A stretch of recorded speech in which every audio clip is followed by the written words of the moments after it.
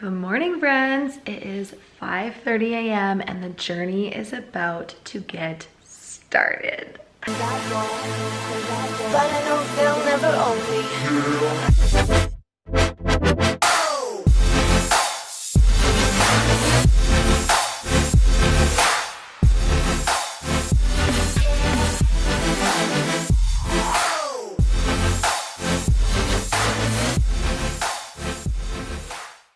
I'm headed to the airport. I'm getting picked up in 15 minutes, but I'm sitting down to eat a big breakfast right now, and then we're gonna hit the road. Today I get 50 grams of oats. So excited for this. So I just have some cinnamon in there, and then I have my egg whites with sriracha.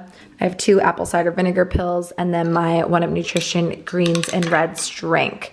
And then I'm gonna drink this, it's almost a liter of water before I get to the airport to start my water intake.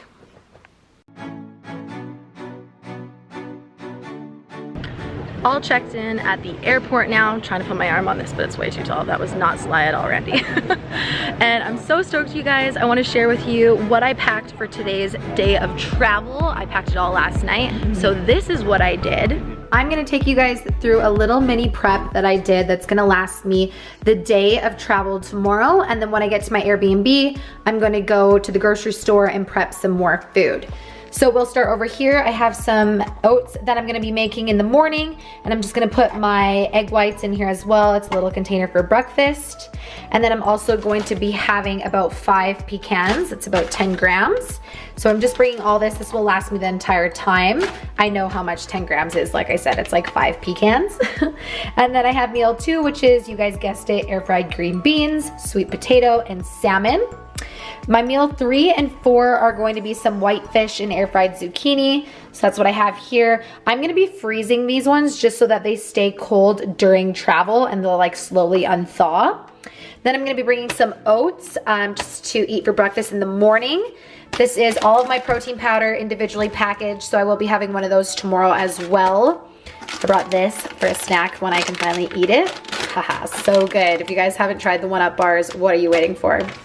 So these are the seasonings that I'm bringing. I'm bringing some Miss Dash salt-free, and then my cinnamon, because I put cinnamon on my oatmeal. Cannot be without it. And then as for my supplements, I drink my 1UP Nutrition greens every single morning. I literally can't go without this. It helps me go to the bathroom.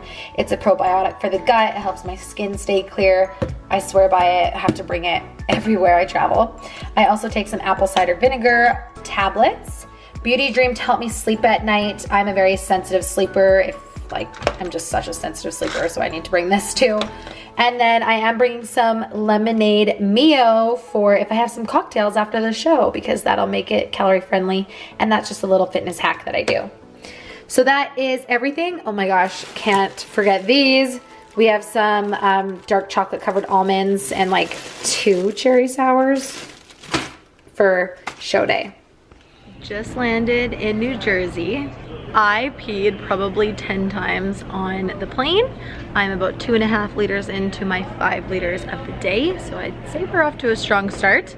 So we have a 2-hour drive from Newark, New Jersey to Atlantic City, and then we will check into our Airbnb, go grocery shopping, and prep some food. I'm so hungry right now. I have to find somewhere to heat up my food. So, made it here safely. And I filled up my water bottles. We're gonna be stopping a lot to go pee, like every 20 minutes. Fun times. Okay, how many days out am I? I'm 2 days out. Good morning, guys. Okay, so it is the next day. Last night was just a huge travel day. I'm ready now. I'm gonna be doing a photo shoot with Dennis Cruz, so I'll take you guys for some behind the scenes with that, but I owe you a physique update. So, I'm super pale right now. This is almost this package, okay? It's gonna do some quarter turns for y'all.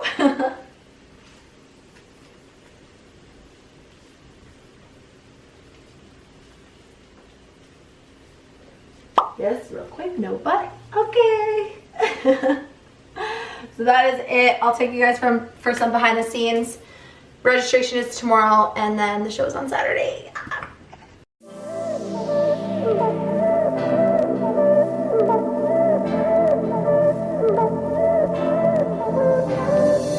We have arrived at the shoot destination, and this is Dennis. What's up, Dennis? Hey guys, how you doing? He is the official photographer for WBFF, so it is such an honor to shoot with him today. We are in Atlantic City, obviously, at a hotel room. This is kind of gonna be the setup, just to give you guys a quick view. And I wanted to show you guys the options. So I'm gonna start with some jeans and a dress shirt. Then we have like a blazer over here. We have some faux fur and a bodysuit. Yeah, it's gotta be faux fur. And then some leather leggings. So this is the spread. I will give you guys some behind the scenes. I'm super excited. Show them the view? Okay. There is nothing I won't do to make this dream come true. Darling, you can walk away, but I keep coming back to you.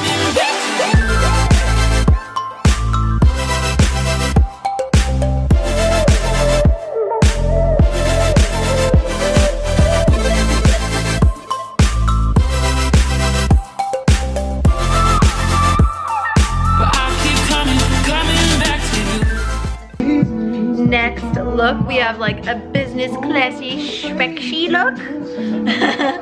So I have a bralette, a blazer, some leather leggings, and heels. Glamour. Glam. Guys, okay, so back from my photo shoot. Sorry, this lighting is like kind of crazy, but this is the best lighting in my Airbnb because it's pretty dark in here. So I wanted to jump on here and just give you guys a brief update since we are nearing the end of this prep series for my first WBFF show. Give you guys a quick recap, and I do have a suit reveal for you guys as promised. So some frequently asked questions that I get throughout this series is, how do you pick a federation based on like who do you know who to compete with?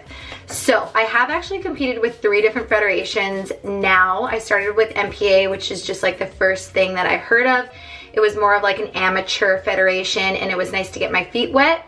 And then depending on like where you live, if you live in the States or if you live in Canada, there is the MPC in the States, and that's like pretty broad. That's actually all that they have, I think.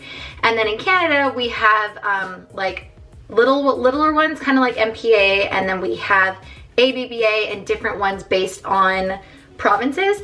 And then we have WBFF, which is just like the big federation that you can compete in any show across Canada, even if you're from like New Brunswick and you live in Calgary. So it is a more broad federation, and it is international. So how do you know who to compete with? I think that honestly, you might just need to try different ones to see where you fall.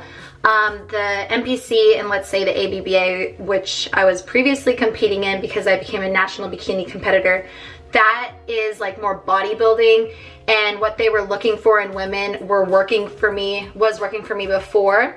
I was winning shows at like the regional and provincial level, and then as I graduated on, I don't know why I'm like out of breath. I feel like I'm breathing and talking really fast right now so that this isn't like super long. But anyways, like as you got more to like the national level, I just found that I was too small naturally, and I didn't want to take any like steroids or anything like that to look like how the other girls were looking, because they had a lot more muscle, and it was just kind of going against my genetics. And I think it's really, really important when choosing a federation to stay within your genetics. So for example, why I was drawn to the WBFF is because there is a bikini category and there is a fitness category. And the girls at the national level actually look like fitness, and I'm more bikini. So I was drawn to it because I was like, this actually works for my body type, and I wouldn't have to A, take any steroids, or B, kill my body. And you guys know from previous preps, I was just like so unhappy because I had like hormone imbalances, and I had to get extra lean to look good at that level and be competitive, and it was just killing me slowly. So the reason that I was drawn to the WBFF is because I could actually compete with my genetics, and that is super, super key. So if you have more muscle, then you might be competitive at the like Canadian level and stuff like that, or even with the WBFF, they actually have a fitness category, and it's more of like a beauty pageant meets fitness competition combined. So that's super cool as well. And it's something that they do to differentiate themselves. So really what I'm saying is basically go with your genetics, have some fun, just do some random shows, see where you fall, and then as you're doing it, do some research into the bigger federations and decide which one you want to give a try. You typically don't move around, so since I was a Canadian national bikini competitor, I'm revoking that status to do a show. Like as soon as I step on that stage, it's gone, and I'm okay with that. And so yeah, just keep that in mind, especially like if you were competing with WBFF and then you wanted to go the other way. That doesn't really happen either, so you need to like make a decision. Sometimes you can go back, but not typically. So that is a frequently asked question. Let me just look at my phone and get the next one. So the next question is water loading and why do we do it? So typically water is the best, obviously, diuretic for your body, and it's just helping you flush everything out. So it's also gonna help you look tighter and leaner and everything like that. So going back to the artificial sweeteners, you're gonna be drinking a ton of water and then peeing any of those things out that might contribute to bloat or even retaining water or anything like that. So it's just something that you do as like an elimination process, just to make sure that your body is in the most natural state. And when you're flushing and you're peeing a lot, you just see more lines in your stomach and stuff like that. So it's just something that people do before a fitness competition to look their best. So I'm drinking 5 liters of water right now. How do you find a legit trainer? So this is so important to like have a meeting or set up a phone call with the person that you are considering hiring. Talk to people that are training with that person and see what they thought, like hear their feedback and do your research, you guys, because I have done that twice and I've dieted with some dummies, and you know, it's sometimes you just gotta go through that to find a good one. But I think it's really important to talk to people that is also getting trained by that person, get as much feedback as you can, and also know what you are willing to do and what you aren't willing to do. So the things that I've done in the past, when I say that I've dieted with some dummies, I would never in a million years make my clients do that, like ever. And back then it wasn't registering with me. I just kind of thought that maybe that's what I had to do to compete. Like I thought that it had to be grueling and super painful and I had to like eat as little as I possibly could, stuff like that. But as you get older, you just do it more. You learn, and you also learn what you're willing to put your body through or what's right or wrong. So basically, trial and error, but also really do your research when it comes to finding a good trainer. And the last question for this little segment is, how am I going to keep this weight off? People are asking like what I plan to do post-show. So I think it's really important to take a longer prep than a shorter one, because it gives you more time to be less extreme. We both know that extremes never end well. So personally for myself, this prep has not been extreme at all. I've actually only lost like about 10, 11 pounds at this point. I know I'm leaner now than when I left, but it was 10 pounds on the dot. And my body looks completely different, but that wasn't me putting my body through something that like it couldn't handle. So personally for myself, since my body is in a good place and I've only lost about 10 pounds, I know I'm gonna be able to maintain around here.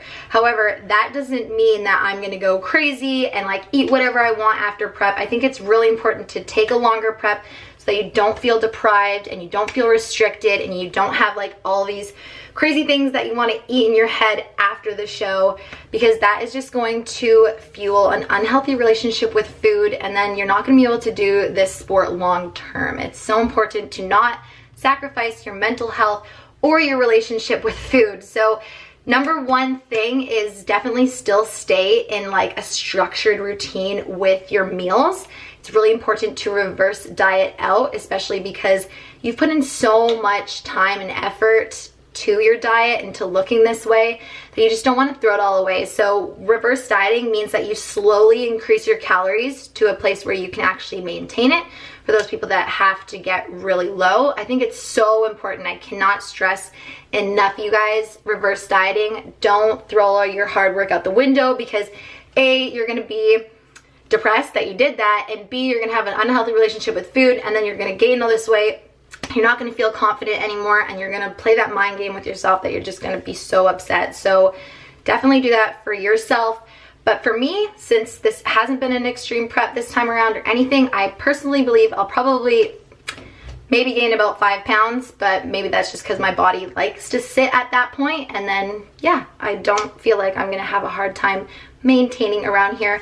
But if your calories do get super, super low, you guys need to remember that you can't maintain this stage leanness year round. Like, you can maintain close to it, but putting on a little bit of healthy body fat after a show is completely normal and necessary in order to make improvements. So I think that this is going to be vlog number 1 of this trip, you guys. I feel like it's good. So I just want to say thank you guys so much for watching. As always, I love you guys. Stay tuned for part 2. That's going to be tomorrow. We're going to go to registration. You're going to see a beautiful dress. So yeah, I love you guys. Give the video a thumbs up. Subscribe if you haven't already. Follow me on Instagram. There's going to be a ton of photos there. And I'll see you soon. Bye. Dun, dun, dun.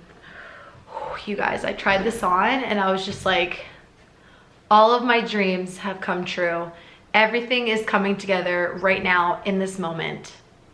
I could not have dreamt of a better suit, okay? So I'm only gonna show you guys the top.